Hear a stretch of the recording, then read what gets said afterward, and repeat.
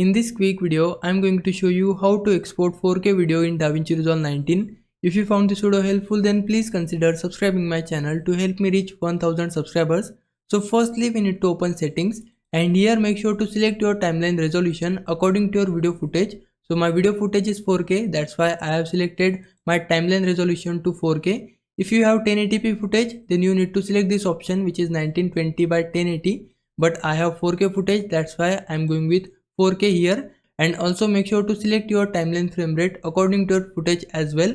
Now we need to save it, and now go to the deliver tab, and here we need to choose our file name, location, and under video we need to select our format as QuickTime. This is what I prefer. After that, under codec we need to select H.264. If you want more compatibility with higher file size, then you can go with H.264. But if you want less compatibility with lower file size, then you can go with H.265. But I prefer H.264.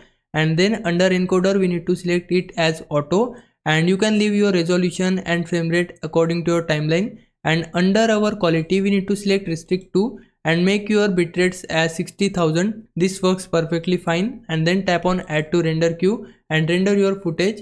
So this was the process. Now if I was a big help, can you like this video and subscribe my channel. For now, thanks for watching. Bye bye.